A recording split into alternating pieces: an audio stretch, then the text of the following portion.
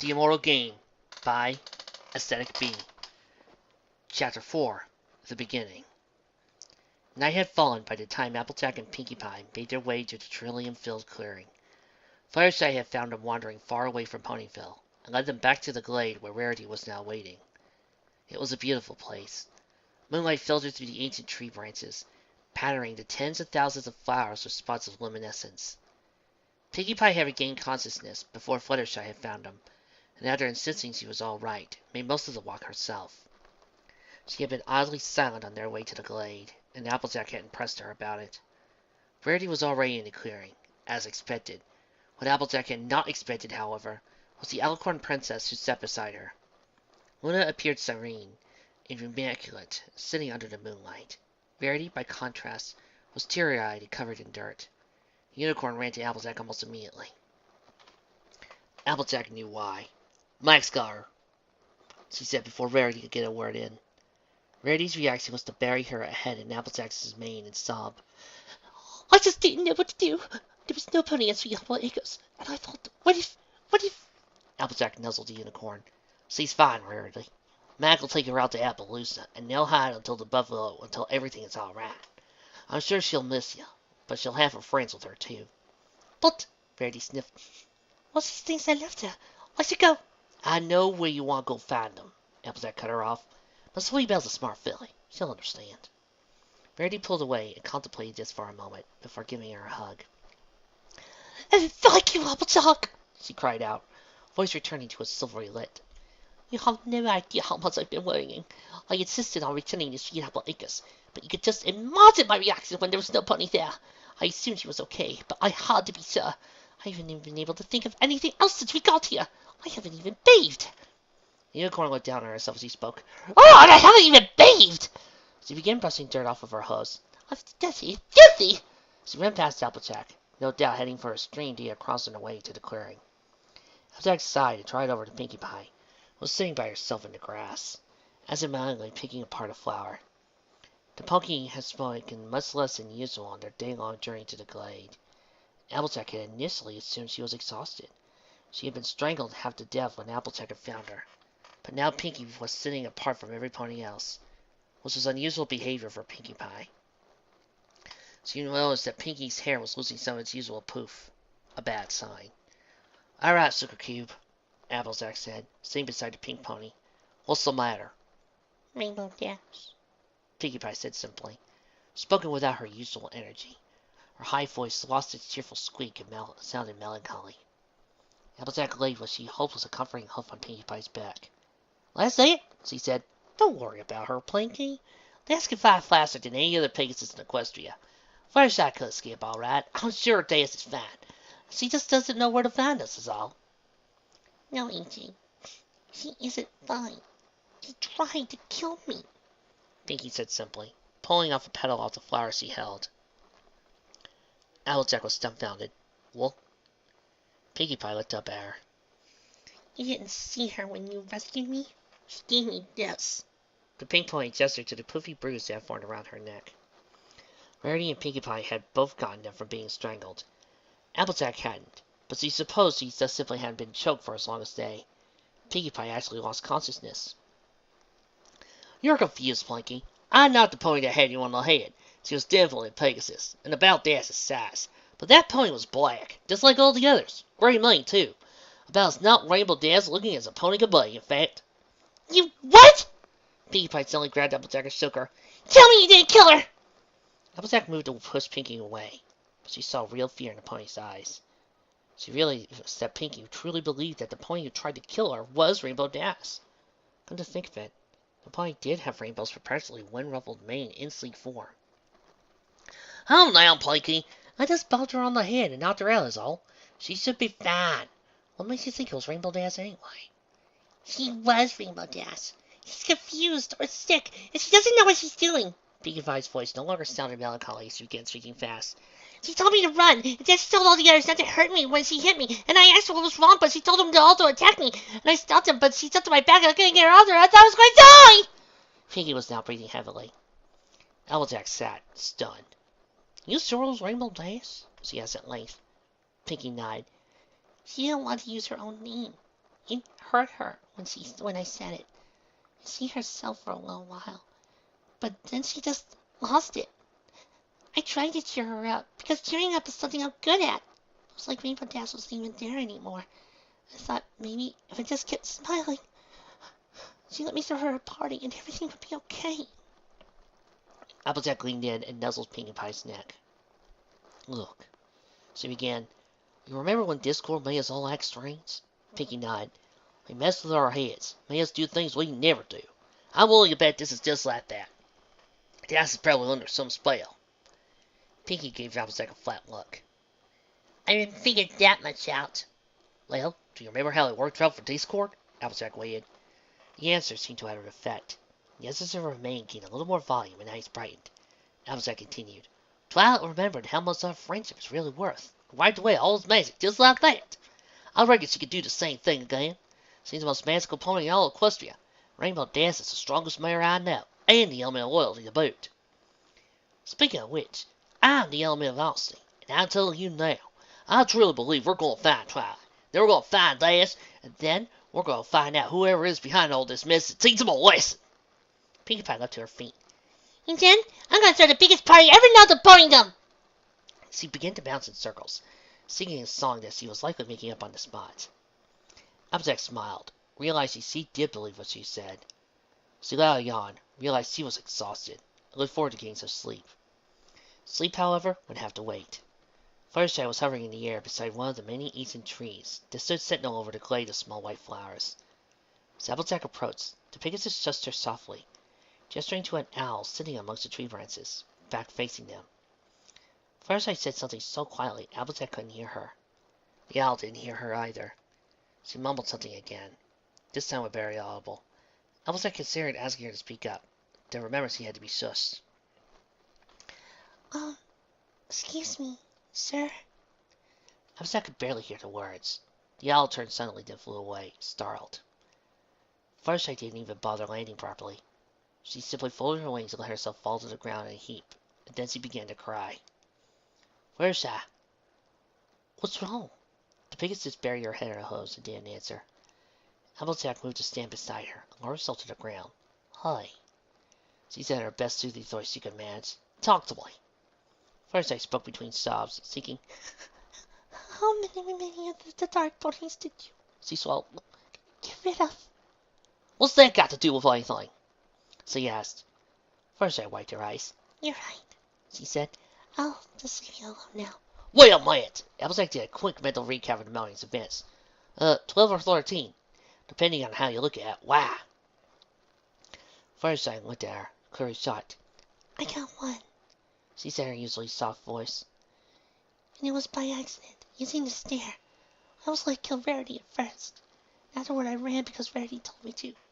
She could have gotten hurt and I would have been there to help. Sounds like to me you saved Rarity's life. But any of you could have done it faster. She wouldn't have gotten a big bruise around her neck. Fluttershy sighed again. Applejack still didn't understand why she was so upset. What's this really about, Fluttershy? I know I'm not good at flying, or fighting, or farming, and I can't do magic. But that was okay, because I always had my special place in the world. But now... Fluttershy looked at Applejack. Then she looked more terrified than the Earth Pony had ever seen her before. And Applejack was no stranger when it came to seeing Fluttershy afraid. I can't talk to them anymore, Applejack! There were fresh tears in her eyes. The animals act like I'm some kind of monster from the every forest. They screech and growl and run away, and all I want to do is help them. I want to tell them everything will be alright. But what if everything won't be alright? Rainbow Dash is missing, and Twilight... The Pegasus paused. Applejack considered telling her about Rainbow Dash, but decided it could wait until morning. She would focus more on the immediate issue for now. She continued after a moment. We still haven't heard from Twilight. AJ sat up and gingerly put a hoof around Fluttershy's neck, bringing her close. Remember when we came out of the club the other night and everything seemed strange for a second? The Pegasus nodded. Well, I reckon the animals are still just as spooked from wherever that was. Or maybe I'm wrong, and something else is bothering them.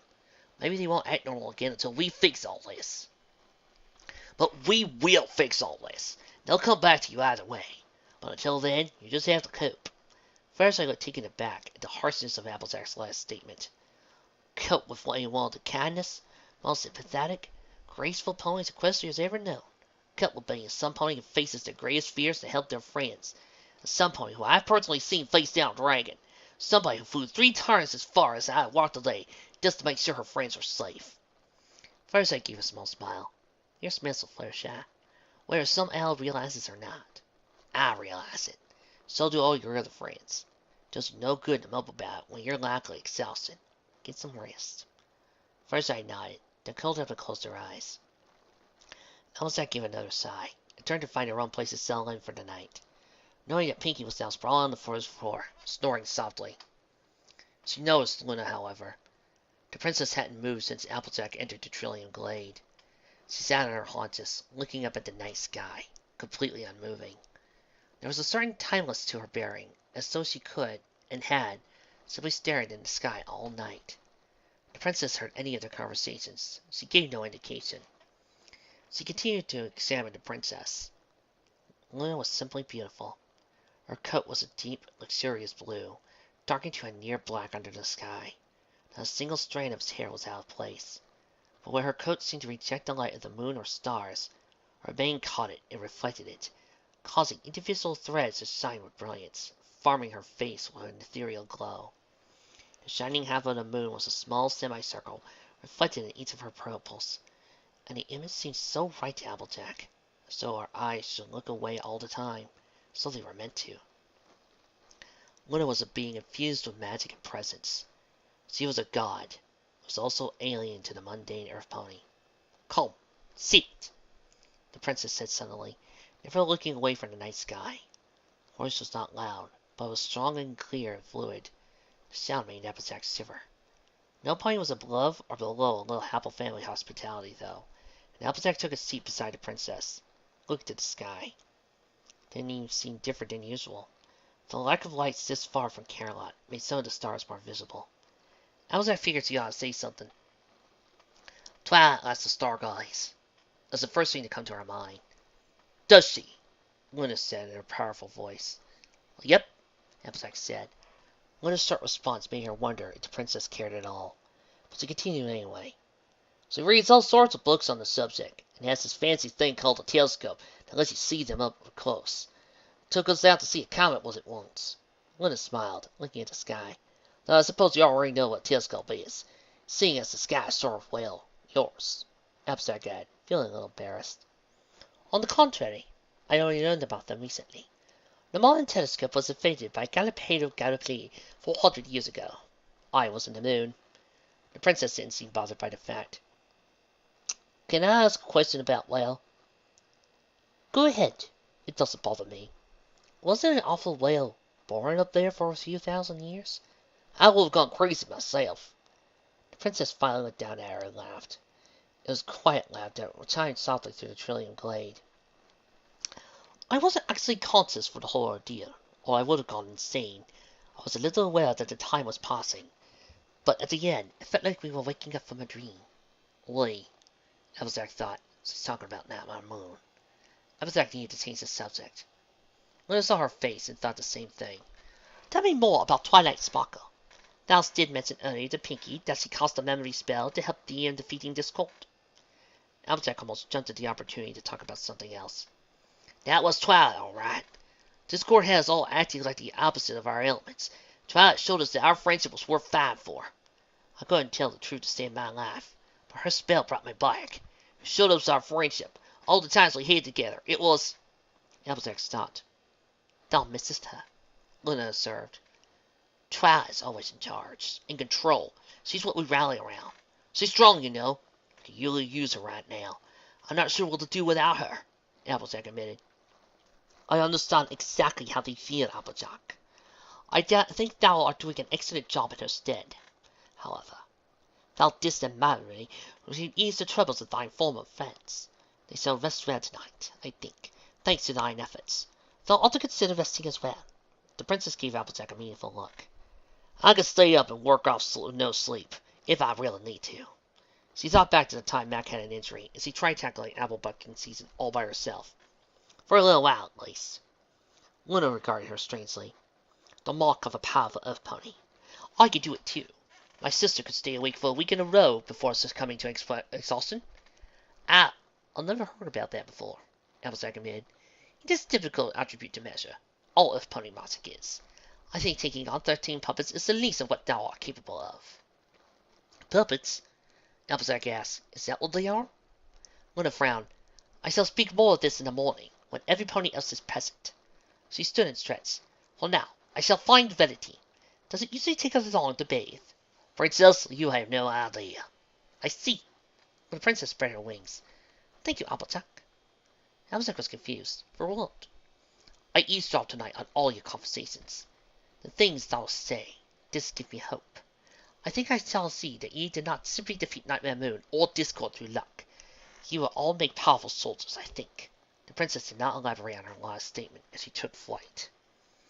It was a short while later that Applejack found a soft mass of earth to lay down. Her thoughts were not nearly as troubled as they had been before. Sleep came to her easily. One thought nagged at her, however. Soldiers, Luna had said. What if she didn't want to be a soldier? It was a depressing morning. First, Verity had to sleep on the ground. No matter how much time she had put into inspecting and clearing, and the small patch of earth she used as a bed, she always found more little twigs to poke at her uncomfortably. As a result, she had not got nearly enough sleep, and it took her almost an hour staring at her reflection in the nearby stream, making her mane look anything like other than a train wreck. Even then, she had absolutely no cosmetics, and her coiffure lacked its usual sheen. Fixing her mane and bathing helped her forget about other things, however. Like the Twilight look-alike, who had also happened to be the strongest unicorn Verity had ever seen, or the pile of splinters that had been her home and livelihood, or Sweetie Belle, forced to live apart in a strange land simply because Verity bore an element of harmony, or the 14 irregularly cut diamonds that she had tessellated into a masterwork weapon. She could only spend so much time at the stream, however, and these thoughts filled her head once as she made her way to the impromptu camp. Princess Luna had told Verity the previous night she was working on a plan, but had not said anything more. Luna had been gone when they woke up in the morning, and whatever her plan was, Verity hoped it had suitable combinations. She was not an outdoors pony.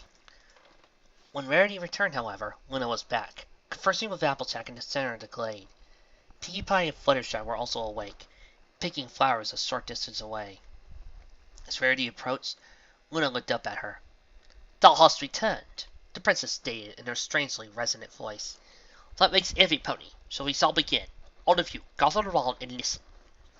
None of the four friends seemed to be told twice. Verity imagined all of them had questions Luna could hopefully answer. They formed a semicircle in front of the princess and waited. Luna seemed to think for a moment. I am not sure where to begin, she said finally. The beginning, she said, looking up to the sky. Or you. She looked back at the four ponies. For now, I think the beginning would have to wait, as we address the immediate more important details. Those black ponies that attack Ponyville are called puppets. They are constructs created by a special kind of magic to carry out their master's will. They are hardly sentient and don't possess any free will. Luna looked at this group expectantly. In other words, destroying them is a fairly guiltless act. I'll be likening it to breaking another opponent's possessions. Insensible oxen, instead possession is trying to kill you. Applejack relaxed visibly. Fluttershy let out a very audible sigh of relief. Verity tried to seem as though the news meant anything to her. In truth, she hadn't cared much about whether or not the 6 she killed were alive in the first place. They had tried to kill her, destroy her home, and could have hurt Sweetie Belle. Her actions had been justified. These puppets are the servants of King Titan, a very old and powerful unicorn. It is his belief that all energy, matter, and life are his to control. He believes that there is a natural order to his world that ponykind violates. Titan has come to return his world to the natural order. Should he succeed, all creatures big and small shall worship them as their god, and will be forced to do his will. Everything will suffer. Luna's words were met with total silence. The princess continued. Beneath Titan is his wife, Queen Terra. Terra's purpose and magic are of creation. It is she who maketh the puppets who attack Ponyville. Terra's purpose is to create, and Titan's is to rule. We had to use the elements on 2 alicorns? Applejack asked. The Earth Pony looked uneasy. Thou bore them against Nightmare Moon, Luna countered, and there are more than 2. Somehow, Titan and Terra have taken Celestia's power and given it to their newly created son, Prince Empyrean. Empyrean is not an infant alicorn, but rather a fully grown one with all the power Celestia had. He has been raising and learning the sun. It was Verity's turn to interrupt. Or do you just refuse to lower the moon again? Oh, what would do that other than terrify the population even more? Luna returned to her. Rarity flushed. Luna continued. An alicorn is born with considerable power. That power then grows linearly with her age. Empyrean is equal in strength to Celestia, who is just a little stronger than Terra. Titan is stronger than both of them put together. Because I have not aged for the past 1,000 years, I am much, much weaker than all of them. Also, they intend me to wed Prince Empyrean, and have the two of us rule ponykind while they restore the natural order. While the rebellion doesn't exactly threaten them, it would still hinder their plans somewhat.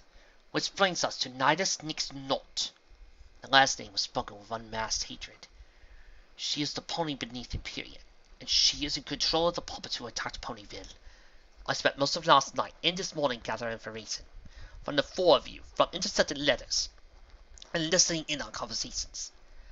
I can safely tell you Nihilus is thine friend in need, Twilight Sparkle, corrupted by something called the Sliver of Darkness. Rainbow Dash is somehow under her influence as well. Every pony began to speak. That monster looked nothing like Twilight! How are we supposed to use the elements of Twilight? They can be fixed, right? But we need them. Luna silenced them with a silence tough. His gesture wasn't sharp or aggressive, but still managed to draw their attention and command silence. I shall tell them a story that I hope may explain things, the princess said, but first, ye shall all need to do some explaining yourselves. She looked at each one of them in turn, beginning with thou, Verity. Cast your blade. Verity felt her blood run cold. She knew this had been coming. The others looked at her with confused expressions.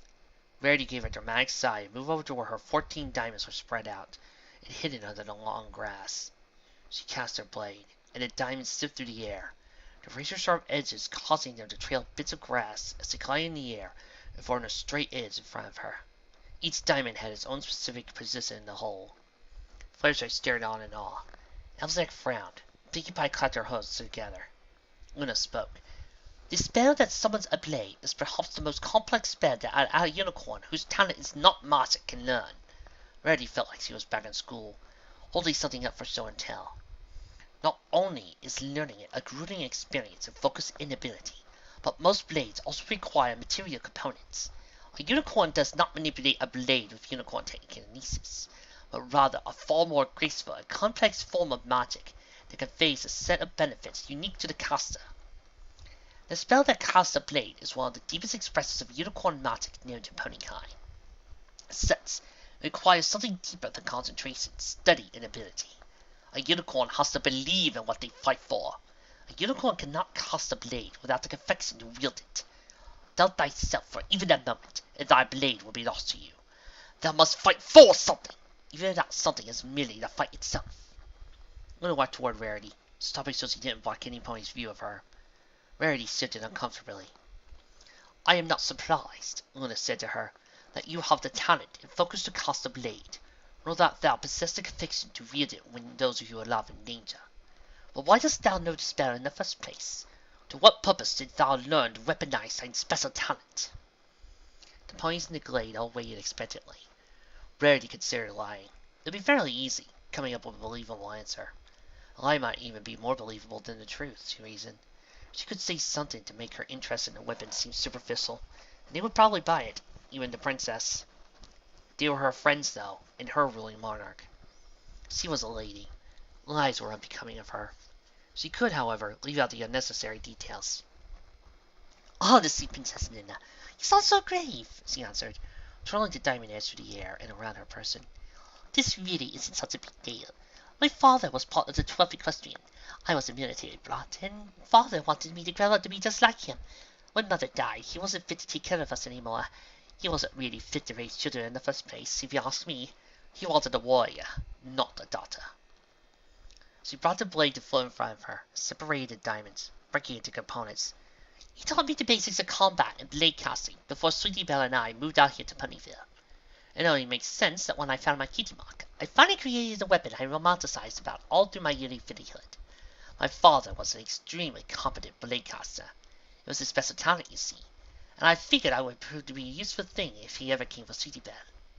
She spun through the air some more, letting the diamonds cast the sunlight. It doesn't it look fabulous? Who knew that something with such a function could have such form? Rarity watched as the expressions on our friends' faces turned from shock to sympathy. Princess Luna's expression, however, was unreadable. Fireside began to speak. I never knew. Rarity, I'm so... Rarity cut Fireside off mid-sentence.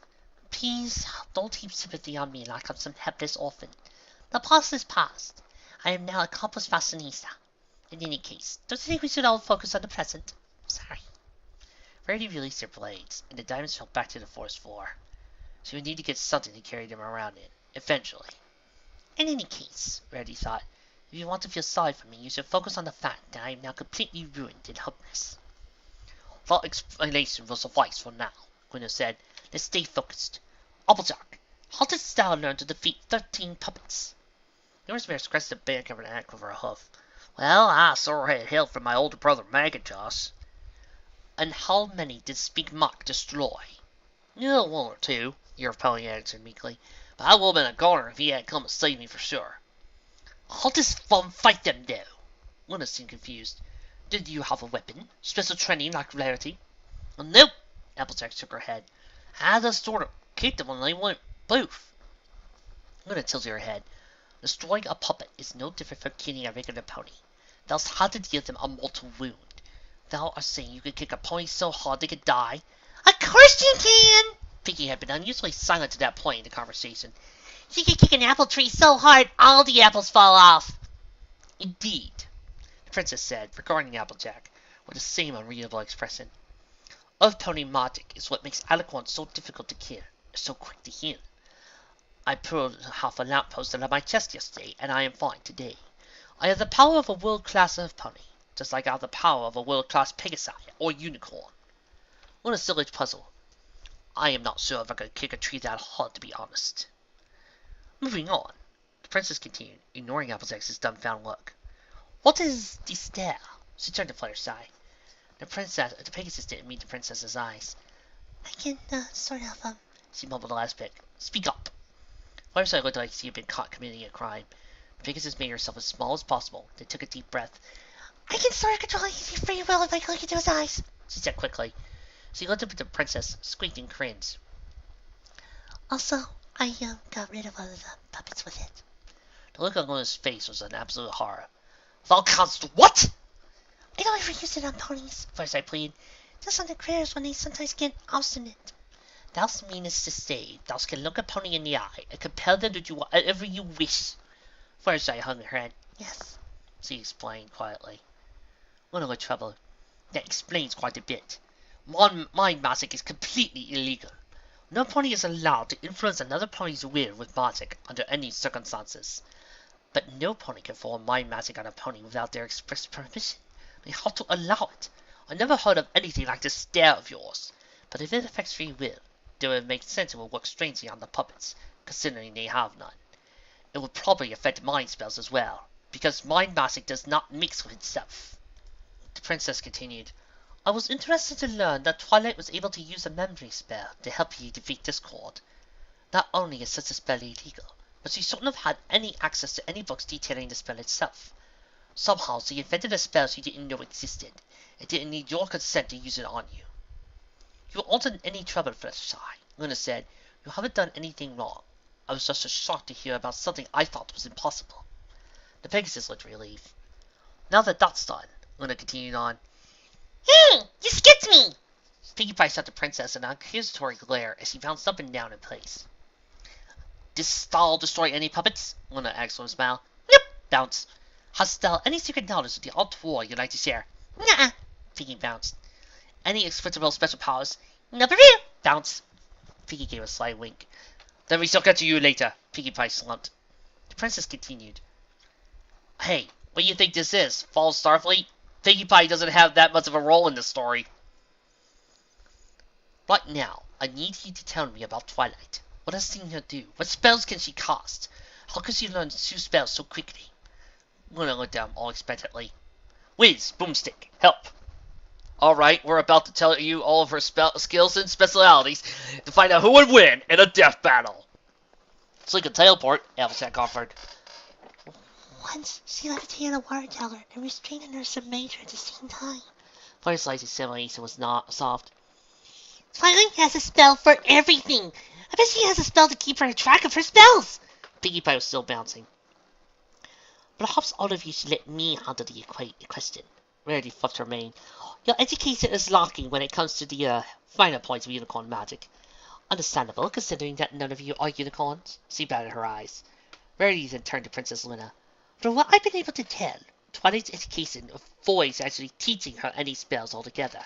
She spends all her time learning about almost everything but physics, chemistry, magic. She spends so much time with her nose in books, and almost none of them are practical magic, only theory. Twilight does learn spells through the formulaic method, like when she needed a very complicated flight spell, or when I taught her a gem-finding spell. Brady has only been a little peeved at how quickly Twilight learned a gem-finding spell. It was her specialty, and Twilight had spent barely an hour mastering it. Verity had gotten over her envy, however, when the other unicorn used it to rescue her. Instead, she uses her knowledge and theory to invent spells as she needs them. She's very talented. I suppose that's just what magically talented unicorns are supposed to do. Luna looked unnerved. Unicorns who create spells do spend a long time gaining a rigorous understanding of physical laws, but it can still take them months to properly balance the forces they work with to create a spell. So, how long does it normally take Twilight? Seconds. Much less time, I would say. She once came up with a spell to manipulate the behaviors of some parasites. Though technically that was a failure. She spent an afternoon working on a spell that turns an apple into a carrot and mice into horses. Verity ran through her mind, looking for more examples. She also managed to counteract Discord's magic, undoing some of his chaos, and shielding us from him while we confronted him. Luna looked troubled and confused. What does thou mean, undoing some of his chaos? Pinkie Pie jumped in. She made a giant bubble, and everything inside it returned to normal. Interesting, Luna said. It seems that Twilight is able to intuitively cast a spell that only Titan himself could perform. Celestia told me she was talented, and I suppose she is the better of the unwritten magic. But this behavior is still quite astonishing. No wonder the parasite could defeat me. The parasite? Applejack asked. Luna nodded. I think it's time I told ye all the story. You all remember Twilight's memory spell. The princess looked at them, and every pony nodded. This shall feel a little like that. You're all going to need to willingly let me in, however. Unlike your friend Twilight, I must still obey the laws of mind magic. Also, these memories are very old, and of a rather personal nature. Do not share them with others, and try not to interrupt. It is a long story, and this spell will take focus. Rarity piped up at this last bit. That's exactly what was Princess Luna going to show them. Luna's horn began to emit a soft glow, and Rarity immediately felt her spell's presence pressing against her thoughts. She let it in. She was immediately floating in nothingness, surrounded by a million brilliant stars. She floated, only able to observe, in the vast expanse of nothingness. But she was also sitting in the Trillium Glade, surrounded by her friends in the ancient trees. Somehow, Luna's spell made her aware of both realities at once. Judging by the wide-eyed way the other three were looking around, they were experiencing it too. The memory continued to rotate in place at the center of the void, bringing more stars into view. We shall begin, naturally, at the beginning. I will admit that I had not been born at this time. I cannot give you full recollection of these events. Titan and Terra never spoke of the past, but I knew this. The essence of her memory vision blurred, and suddenly she found herself staring up at a pair of alicorns. One was big as Celestia, colored midnight with a blazing white mane. The other was slightly smaller, had grass-green coat and a mane of sunshine yellow. Queen Terra filled this world with life, and King Titan did the name and order of all of her creations. Fascinatingly, they created a race in their own image, a race without equals. It was the race of pony. Each pony was granted a drop of their immortal blood, a spark of divinity. Each gifted them, each one with 3 attributes. The image of the alicorns dissolved, and a Pegasus soon passed overhead. The memory followed the Pegasus as it lighted beside 2 other ponies, a unicorn and an earth pony. Unexpectedly, it also bestowed upon them the gift of purpose. Each pony's flank flashed, and the three looked down to find they had cutie marks. The unicorn had a 4-pointed star, the Pegasus a whirlwind, and the Earth pony a tree. But while Terra created the ponies, she did not nurture them. And while Titan ruled them, he did not love them. The race of pony rebelled. Titan, furious with them, turned to Terra and spoke the words all his possessors feared the most. "Strike them down," he said, and she obeyed. The 3 ponies caught fire and disintegrated. The Alcorn rarity now knew to be Terra landed where they had been a moment before. It became evident that ponykind could not rule themselves, lest they rebel again. Too busy with their own works, the king and queen created beings to rule ponykind for them. Beings they could not trust to rebel. Their daughters, Celestia and Luna. Wait, Pinkie Pie shouted. "You're your parents?" Luna hung her head and saying, "Yes," she said simply. "But don't that make this Prince fellow your brother?" Unexpectedly, Luna's response was to laugh. "I am as disturbed as thou art by the idea of marrying him, Applejack. But Titan and Terra predate incest. Alicorns don't reproduce via mammalian means. In fact, they may actually be siblings." "Ew!" Pinkie Pie stuck out her tongue. The ponies all gave similar reactions. In any case, back to our story. It's going to shift to a more personal nature. Rarity focused again on the memory spell that was giving her a second sense of essence. The memory spell shifted again for the image of Terra, found herself struggling through the air as a small filly, smaller than Sweetie Belle. With a start, she realized she was now living one of Luna's actual memories. Rarity relaxed, and let the spell take hold. Luna was flying for the first time. It was more than just flapping her wings, he realized. Her wings weren't nearly enough to lift something even as small as she was. Instead, she had to trap some sort of force inside herself, lifting herself off the ground just by thinking it while flapping her wings. She didn't understand it, but was still flying. She struck a wall. The princess tumbled backward, and she landed on her head, shot back into the air with enthusiasm. She didn't learn how to steer yet, and her movements basically consisted of frankly beating her wings upward, and letting them fall in the direction she was to go. Right now, she was to go to the courtyard. "Sally!" she called as she entered the well-kept yard and closed with her father's half of the palace. "Sally, I can fly!" She faltered in midair and pulled down to one of the many flower bushes. She sprung up a moment later. "Look, Sally! Sally!" She landed roughly in front of her sister on her side, then threw herself back to her feet. She was a durable filly. Princess Celestia was sitting in the center of the courtyard, where she spent most of her time. Luna didn't understand why, but Celestia spent almost all her days outdoor basking in the sunlight. At the moment, she was magically pulling petals off of a flower. Celestia had finally discovered how to use her unicorn magic 2 days earlier, and not stopped moving things around with it since. Luna had been so jealous that she had called her sister a big stupid horse and locked herself away in her room, crying. Now, however, the feud was completely forgotten by both sisters. Celestia dropped the flower and gave her sister a hug. "That's wonderful news, Luna. Now we both have magic. Father will be so pleased when you tell him. Show me again." Celestia pulled away and watched as Luna lifted herself a mere 3 feet into the air, then fell back to the ground in a heap. She gasped in awe, clearly impressed. "I'm still working on the landing bit," Luna said, shaking the dirt out of her mane. "That was amazing. I can't wait until I learn how to use Pegasus magic." "You already know unicorn magic then, right?" "Yeah, look." Celestia screwed her eyes, and the flower lifted slowly into the air. She screwed up her eyes and burst into flame, ashes falling gently into the grass. Luna oohed and awed appropriately. Celestia stood. "When I'm as big as Father, I'm going to be the most magical pony in all of Equestria. And I'm going to be the fastest flyer there ever was," Luna said, zooming around while she made a circle. Luna, the fastest flyer in the world, was 7 years old. Luna watched her mother closely, every muscle in her body ready to move. She was charged with her unicorn magic, and her wings flared. Queen Terra dipped her horn, and it emitted an instantly white smoke. The smoke condensed into an Earth Pony puppet, which looked up to Terra for instruction. Terra nodded, and the Earth Pony charged at her. "Earth Pony!" Her mother's voice resonated through the training hall. Luna evaded the charge by rolling to the side, until she telekinetically grabbed a bronze shard off a table nearby. "Keep them out of distance, and they'll talk with magic," she answered, launching herself out of her roll and into the air. She threw the bronze shard through the Earth Pony's neck, fell to the ground, gurgling blood. Destroy the head to ensure that you break through the Earth Pony resilience. She landed beside the Earth Pony as it struggled on the ground and grabbed its head with her forelegs. With a surge of her own Earth Pony magic, it tore the construct's head from its shoulders. It dissipated. If her mother was pleased or impressed, she showed no signs of either. Pegasus, she said simply, conjuring another pony. Superior agility renders magic useless.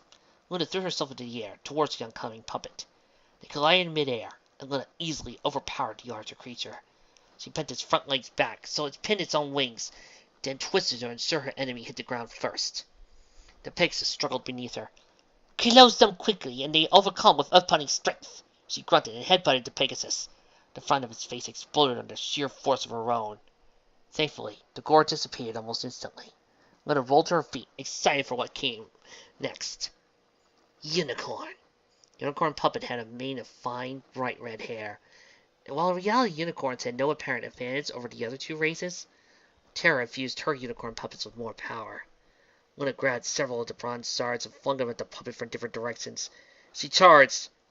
The puppet flew out and promptly cast a wave of telekinetic force, reflecting each of the shards. It then turned toward her. The puppet turned too late, however.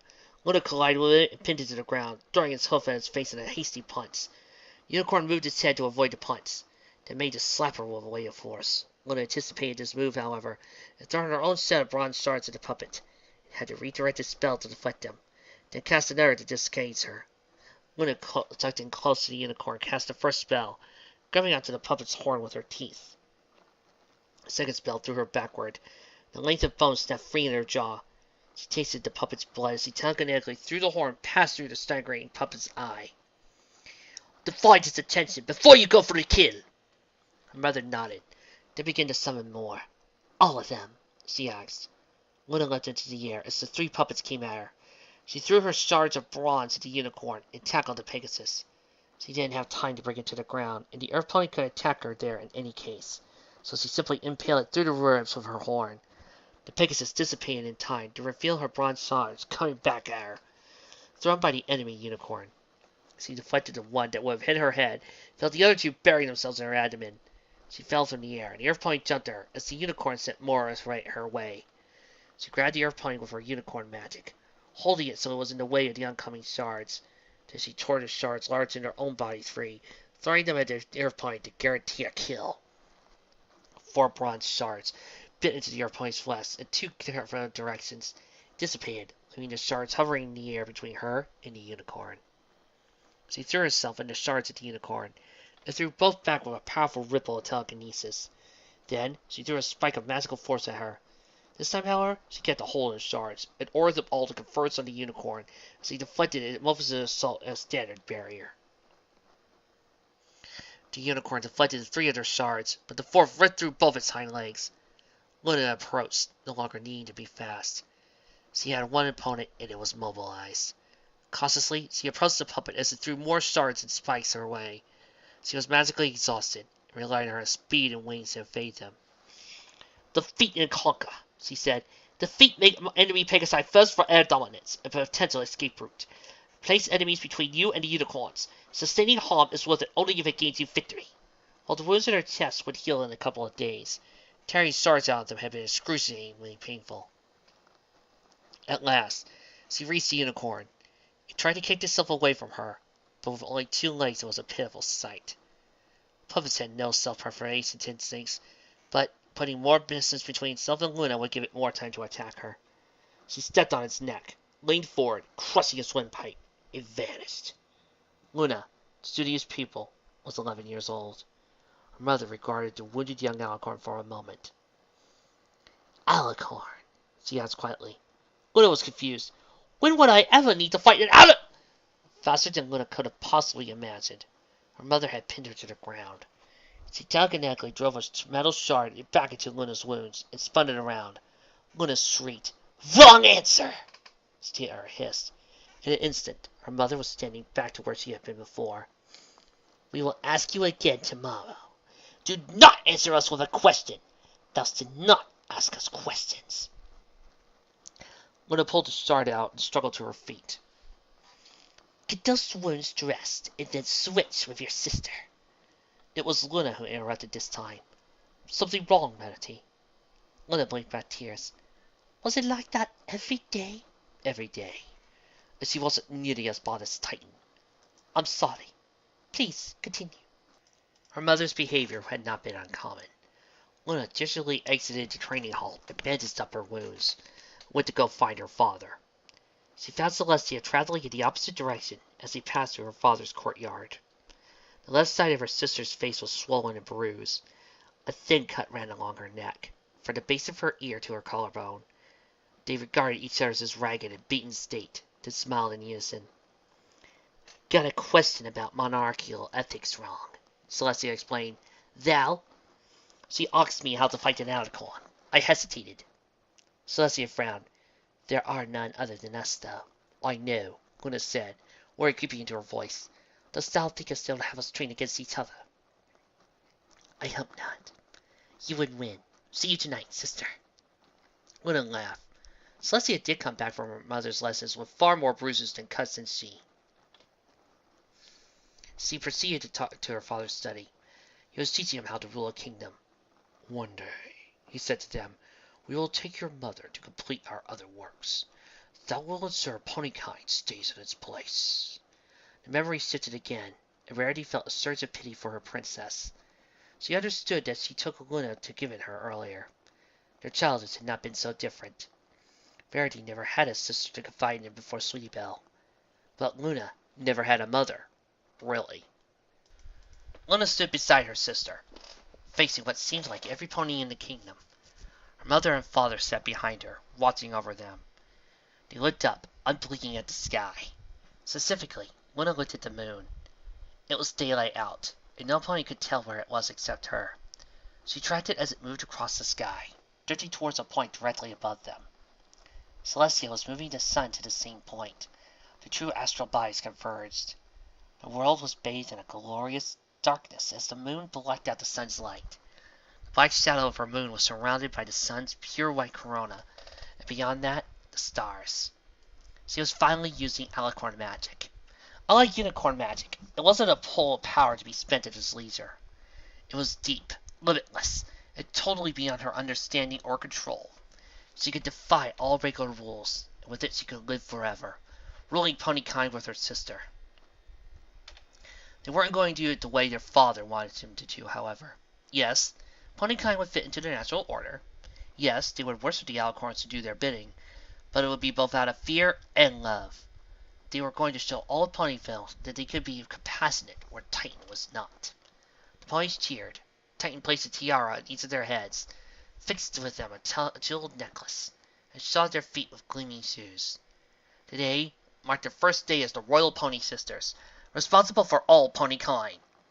We are proud of you, said Terra. Luna, Princess of Equestria, was 13 years old. She and her sister had gotten their cutie marks the previous day. The memory shifted. In a trillium glade, Luna spoke. Titan and Terra returned to their works, but Titan commanded Terra to stop creating new life. He said the ecosystem was created, and that he could begin moving each creature to an natural place. He explained that order was his purpose, and that he ruled all creatures, including Terra. He was above her, and so she must obey him. Naturally, Terra disagreed. The war was devastating. Captain! Luna bellowed. Where are the rest of my guards? The castle shook. Not for the first time that night. Dust was shaking from her court's smooth stone walls. Dead ponies, armored in the gold-colored bronze of Princess Celestia, surrounded them. The soldiers had really been in service to King Titan. Every soldier in the palace technically answered to either king or queen. Celestia would never have sent soldiers to apprehend her. Outside, the elements growled furiously. Wind tore the banners off their posts, and lightning arced across the sky. The ground shook every couple of moments, and the dark storm clouds obscured Luna's moon.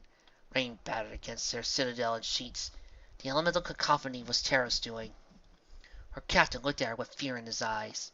Luna wondered if he was afraid of the enemy soldiers, or of her. They were sent in to capture your sister. It only made sense Terra had sent a group for Celestia. Titan had, after all, sent one to apprehend Luna. The effort was futile, however. Luna was an alicorn trained by her parents to kill. The corpses of the soldiers riddled the floor around them. Luna dove through one of the windows in her court and tried to orient herself in the raging storm. She was a strong flyer for her age, and managed to do so quickly. She set out towards Celestia's tower. It was night, so her sister would not likely be out of the palace. She was just over halfway there when a group of gold-armored Pegasi came for her. The first collided with her, but she overpowered them, snapping his neck and letting him fall to the castle below. The second cast a javelin at her, but she telekinetically pushed it back along its course, impaling him. The third and final Pegasi was a mare, who hesitated upon seeing Luna's fatality. The princess used her magic to wrench the javelin out of her hoof, causing the falling Pegasus's body to twist violently in the air. She threw it at the mare. The mare managed to roll out of the way of the javelin, a difficult maneuver in the storm. She looked at Luna, and eyes were filled with fear. She didn't see the javelin reverse its course. The mare fell, javelin through her neck. The last look of desperation haunted Luna as she approached Celestia's tower. Why had she killed the mare? All of the Pegasi had been her people, and the mare hadn't even attacked her. She landed in Celestia's chambers and was greeted with a gruesome sight. The burned and broken corpses of her personal guard were strewn about her sister's opulent bedchamber. The smell of seared pony flesh was overwhelmingly nauseating, and the floors were coated in a thin layer of ash. Luna was almost sick. There was a flash, and the room was filled with incandescent for a fraction of a second as a bolt of lightning arced through the open window and into the center of the room, pulverizing the smooth stone floors. When it vanished, terror stood where it had struck, a form backlit by the raging storm outside. She was different. Her mane seemed to blaze brighter. Her eyes burned with a searing orange glow. Her pupils narrowed to slits, and her wings split into energy at their tips, feathers melting away into wavering bands of light. She looked like she was 2,000 years older. She looked at Titan. "Luna," she said. Her voice was quiet, but hard. "It is good that thou art here. Titan has withdrawn from the city." Luna forgot entirely that she was speaking to the queen. "What's going on, mother? Where is Celestia?" Terra turned out to face the open window and into the raging storm. "Titan has ruled for far too long, child. We have had enough of his rules and deliberations. We are going to crush him, and it is we who shall rule this world. We who will be worshipped as a supreme being by the divine authority." She then turned her head slightly so she could see Luna. "And thou, my dearest daughter, are going to help us do it, whether you like it or not." Verity was confused. "Why are you showing us this?" she asked. Luna looked sad. "It helps explain the monster I've become. The monsters we made our people become. You see, that last Pegasus I killed had been a good friend of Celestia's. Celestia had known all her gods, and when they came for me, I slaughtered them to a pony. I only felt guilty about the last one, however. She hadn't attacked me. I found out she had been the only parent of an infant daughter, whom I took under my wing. She was not the only one I took in, but I was no better to them than my own parents were to me. Under the tutelage of our parents, and subject to the horrors of war, Celestia and I became horrible, cruel monsters. Somehow, Terra made herself as powerful as Titan. They did not fight each other, each too afraid they would die. Instead, they sought control over Equestria and all who ponied them. Terra had me, and Titan had Celestia. We were their generals, and we hated each other with a loathing that takes decades to build." The memory began again. Luna's elite tore through Celestia's forces. Blooper cut through her enemies with blazing speed. It was a blue flurry of death, his shag mane trailing behind him as the Earth Pony cut down her enemies with retractable blades attached to his forelegs. Arcbolt was the greatest flying ace in the kingdom, faster than Luna herself. She owed the skies above them. Luna moved amidst the conflict, pressing her deeper into Celestia's army. An enemy Earth Pony came at her, evidently with a death wish. She cleaved them in two with her blade. A unicorn attempted to stick her with a set of iron spikes. She deflected them as Blooper slid a blade to the offender's neck. An enemy Pegasus fell from the sky above, wings broken. Luna put him down where he lay. Luna brought herself into a group of Celestia's soldiers with two powerful flaps of her wings, spun her sword in great sweeping arcs. Those who weren't cut down immediately were either killed by the iron spikes she now gripped telekinetically, or cut down by Blooper as he flipped and rolled into her position. She heard a high-pitched whistling and instinctively ducked. She wasn't fast, however, as a rounded bladed disc cut into her back and continued to fly through the air. Blooper backflipped over the disc with his usual aerobatic panache, smiling as he narrowly avoided death. The disc came around for another swipe, quickly, and Luna was impressed. Not every unicorn commands that level of telekinetic manipulation. Another disc shot through the air toward her, low this time, and Luna prepared to launch herself to the side. Before she could, however, her wings lost their grip on the ground beneath her, sending her sliding into the belly as the whirling disc closed in. Whee! Blooper slipped past her and out of harm's way, flipping back to his feet as he exited the friction spell's radius. Luna launched herself into the air, with her wings fast enough to avoid the flying disc. She was a powerful flyer, and one flap of her voluminous alicorn wings brought her high into the air. Arcbolt! She shouted, searching around for the Pegasus. She found the Pegasus flying above her, falling through the air, wings bound by magical blue threads. Luna undid the spell controlling the bonds with her mind, and deflected another oncoming disc with a force field. She used her blade to shear through the second disc as it came for her. She shook her head downward, and Arcbolt dove, with spiky blue and red mane trailing behind her. Luna followed. Approaching the ground, she expected to see a team of unicorns, directing the magic that had been used against them. There was only one. She was a deep blue mare with a long, white, straight mane pointing a single streak of black. An iridescent length of blue floated before her, a blade. As Luna expected, her cutie mark was a 4-pointed star. Magic was her talent then. Magically talented unicorns were a terror on the battlefield. The unicorn was surrounded by Luna's fallen soldiers. Another disc spun around her as he brought her blade to combat position. Her skin shimmered, and Luna knew she used her spell to make it tougher, resistant to all but the sharpest of blades. Luna waited for the unicorn to throw her blade disc at Arcbolt, then landed and charged at her. Their blades met.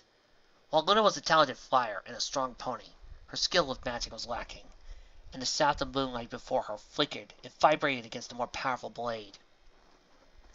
Blooper cartwheeled up to them and took a swing at the unicorn with one of his retractable 4-legged blades.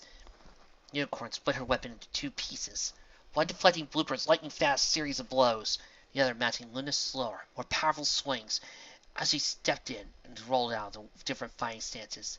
Even half of her sword was enough to keep Luna at bay.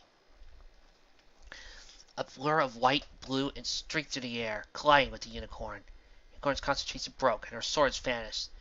Arcbolt rolled, keeping the unicorn in a headlock. The enemy looked up at Luna. She was young, barely a mare. Please, she begged. I'm the last of my line. Luna looked dispassionately at the unicorn. A magical talent was a rare resource, one that could benefit her own army greatly. Then thou shouldst not come to war, she said coldly. She nodded to Arcbolt. Kill her! Like any of us have a choice, was the mare's only response. She hung her head. Arcbolt looked at Luna, then stared at a glance of Blooper. Princess, she's just a girl. She can't be any older than you two. Do as I say! Arcbolt's face grew in fear. She released the mare. I refuse, she said quietly. Both Arcbolt and Blooper turned away. Luna screamed and thrust the blade at the mare, intending to kill her herself. Her blade, however, was blocked by another, this one also stronger than hers. Mane of sunlight. No! Celestia shrieked, desperation in her voice. Thou shalt not take her! Luna sneered. Why? Is this one special? More like useful, Luna shot back. They began to circle each other. You know we're all just tools, us and them. Luna never knew why Celestia fought for Titan, but she knew why she fought for Terra. To kill her sister. Luna, warrior princess, was 37. It would take a long, long time for us to reconcile our differences. As a result, the war lasted for decades. Luna played through the ambush site aimlessly. They had been greatly outnumbered, and all of her forces had perished. She had killed the remainder of the ambushers herself, fighting furiously until she was the only living creature within miles.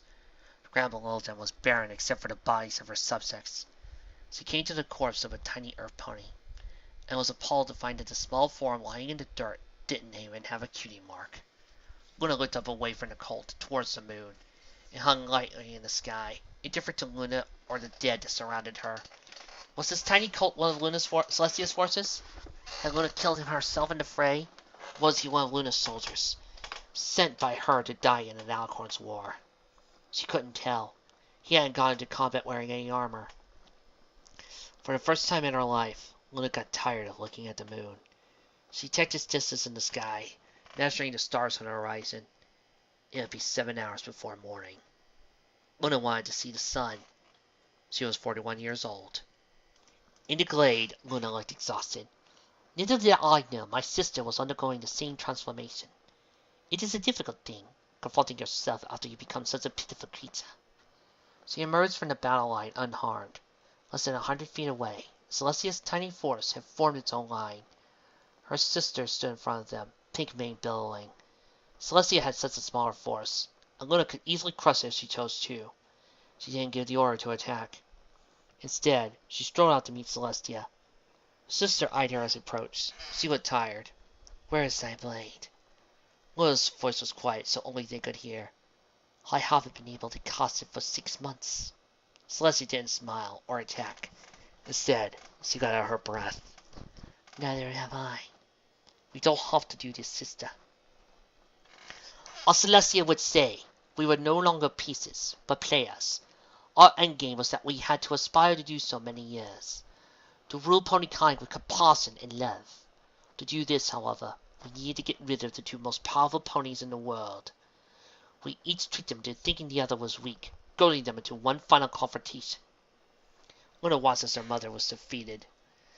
Titan's spell had caused her to plummet to the ground so hard that her impact kicked up dirt. She coughed up blood. Her wounds didn't really fully heal. She struggled to stand, but her legs went limp. Titan pressed his solid black blade against her throat. She was an Alicorn with no power left, too weak to stand, barely able to talk. Titan could kill her if he wanted. Luna stood to his left, Celestia to his right.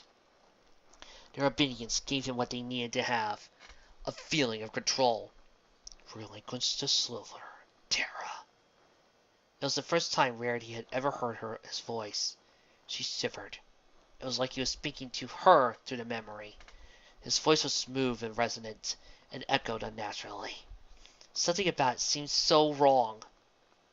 Slowly, a tiny black sliver of crystal slid its way out of Terra's chest, right above her heart.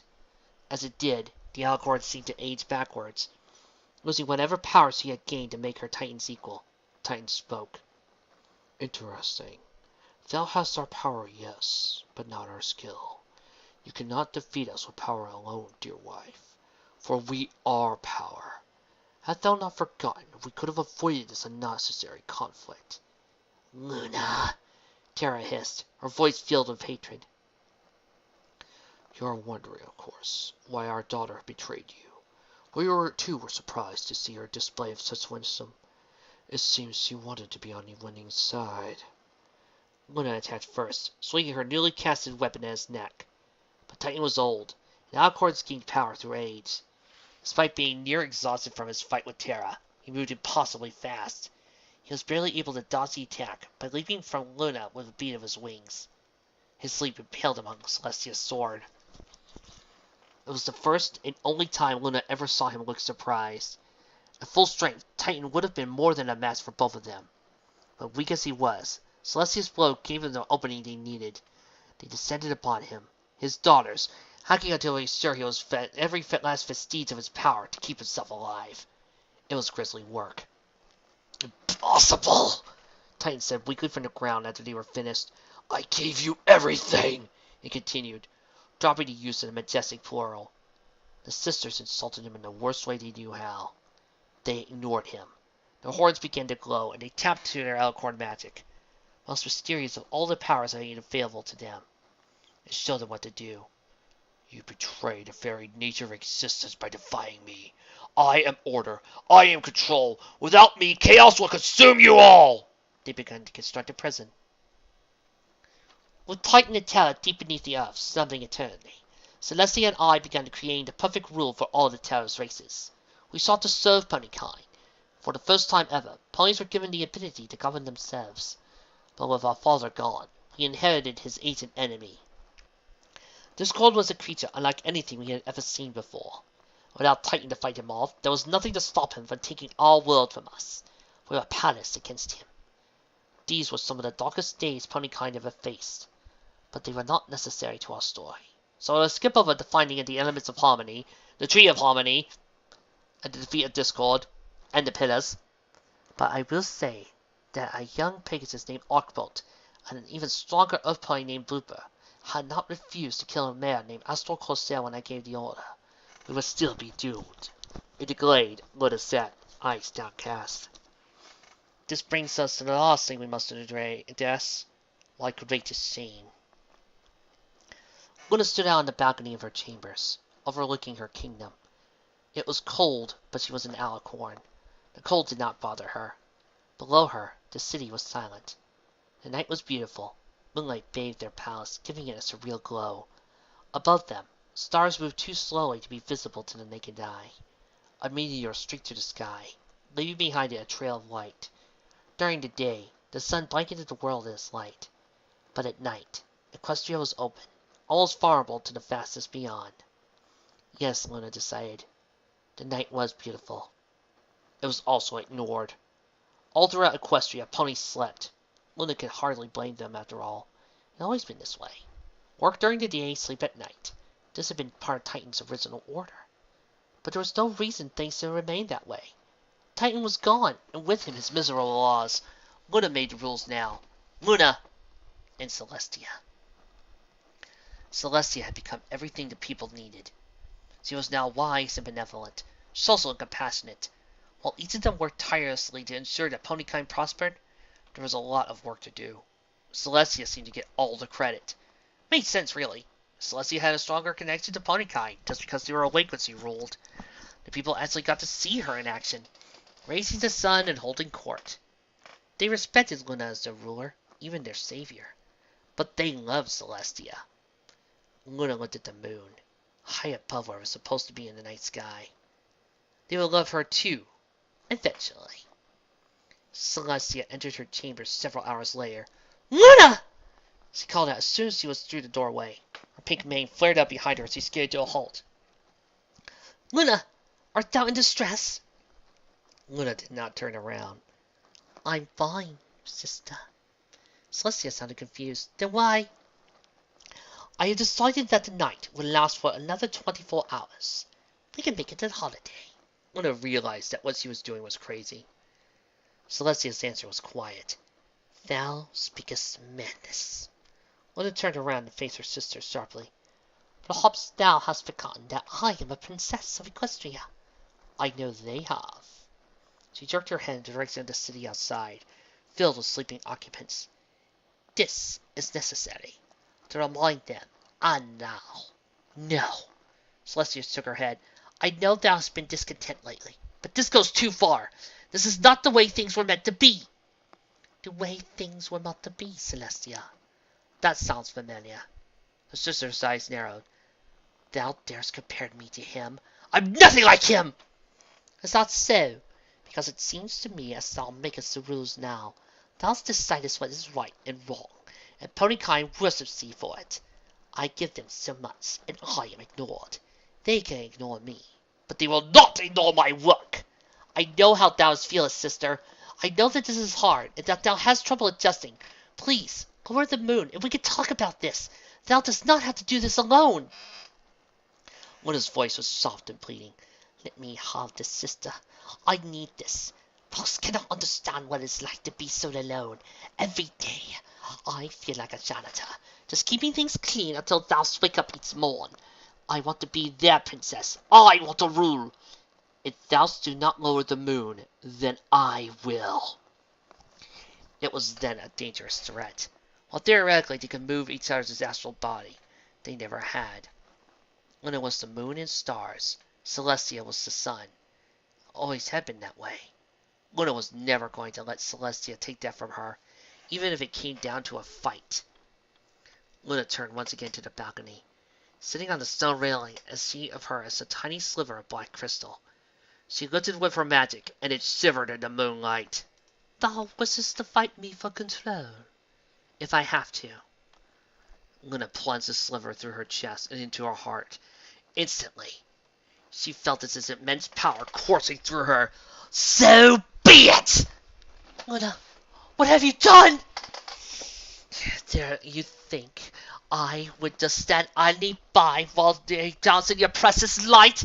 There's only one room for one princess in Equestria, and that is me! Remember well this day, ponies, for it will be your last.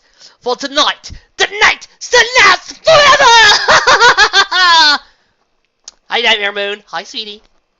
Nice to see you again. No problem. In the middle of the clearing, the princess turned away from them. I don't think I'll be able to finish the story. The memories are draining. From here, I will tell it the traditional way. Rarity felt the memory spell dissolved, and was grateful for it. Luna's memories had been disturbing, to say the least. She didn't think she agreed with most of Luna's decisions. How had the princess become so terrible in the space of 2 decades? Was Terra's influence really so strong? The princess began again. We called it the Sliver of Darkness. It was what had given Terra the power to oppose Titan in the war. Hers is the only magic known to us that can actually create something from nothing. It was her strongest and most mysterious creation, and none of us knew how it worked. I used it anyway. But where it given Terra's strength, it took mine. The sliver imprisoned me into a new consciousness, one created to mirror my own in many ways. Where I wanted my people to love me, albeit in a twisted sort of sense, she only wanted to be feared. Where I was soft and subtle, she was brash and harsh. She was powerful, stronger than Celestia is now. Nightmare Moon, Rarity whispered. Luna nodded. I was forced to watch through my own eyes as she terrorized the kingdom I was supposed to protect. You cannot imagine my sorrow, my regret. It's the story of my life, really. Harming the ponies I'm supposed to protect. It came as a relief when Celestia confronted her with the elements of harmony. Celestia was only one half of the elements of harmony. I was the other. In those final moments, Celestia forgave me. She knew I was not Nightmare Moon. She said she wanted her sister back. She was, and had always been, my only friend. It was then I discovered that despite being trapped within Nightmare Moon, I could still use the elements. I helped Celestia balance us to the moon. First I spoke softly. You used the elements to banish yourself? That's so awful. Actually, Luna replied, I was trying to destroy myself. Celestia was the one who made it upon this spell. I had no idea that when I returned, the new element bearers would be so powerful they could destroy the sliver and Nightmare Moon, but leave me intact. She looked around at them. Applejack frowned. About us. In your story, there were a couple of ponies. The resemblance occurred to me last night when I was preparing the spell. I have no idea if there's any connection between ye and they, though I suppose it is possible you're related to somehow. She paused. I do know for a fact, however, that Twilight Sparkle is a descendant of Astral Corsair, Celestia's most trusted lieutenant. Any other questions? Yeah! Pinkie Pie was on her feet again. What happened to Twilight? Luna frowned. Isn't it obvious? Twilight has been corrupted by a new sliver of darkness. The sliver had created a creature named Nihilus, who is absolutely insane. Thankfully, it did not grant her the strength it had granted me. I imagine this is why Titan chose Twilight for corruption. Had he corrupted Celestia, he would have the power to rule over his own. What's more, Nihilus has the elements of harmony with her, and Rainbow Dash. Can we save them? First I was biting her lip. If we can capture Rainbow Dash, I will be able to undo whatever spell is affecting her mind. After that, ye will need to confront Nihilus and use the elements of harmony with Twilight. Once we have all the element bearers back, we can work from there. We will have to go back to Ponyville? Applejack asked. Actually, communicators I have intercepted leads me to believe Nihilus will be moving to Cloudsdale within a week. I'm not sure why. It is then we shall strike, if the opportunity presents itself. Hold on now, Applejack said. You expect us to sit around for a week when Twilight is trying to decide some crazy pony and dances with her? We need to move now! For once, Rarity said, I agree with Applejack. We can't afford to let them suffer any longer. Luna did not look pleased. We can't and we will. This is not a discussion. She stood and turned away. Applejack got up and followed her. You think you're in charge just because you're an Alicorn? We follow orders from one pony, and that's Twilight. Luna spun around sharply. And Twilight would send you into battle against a foe that has already claimed 2 of you, unprepared, just to save your friends a little discomfort? Yes! Then Twilight is an idiot. Luna looked around and told him. Rarity was speechless. Why was Luna angry all of a sudden? Was it from her memories? I am too weak to fight my father, or my mother, or brother. Ye 6 are the only hope this kingdom has for survival. I will not risk 9 lives in a reckless attack. I will not fail Equestria again. You think I'm in charge because I'm an alicorn? I'm in charge because I am over 100 years old, with decades of experience, fighting against the greatest general ponykind has ever known, and I know our enemies better than any of ye. Thou art a soldier now, whether thou likest or not. Thou do as I tell you. Right now, I am telling ye to wait. If we attack Nihilus now, she will destroy us. The only way we are going to stand a chance against her is if I come at her with all my power, and the 4 of you take Rainbow Dash and a coordinated rescue mission. Right now, I can barely fly. The memory spell took the last of my unicorn magic. I haven't slept in 2 days. I need time to regain my strength, and teach you 4 what you need to know. Any questions? The ponies and I checked. I know it's going to be a long week, but we do not have to like each other. We just have to win.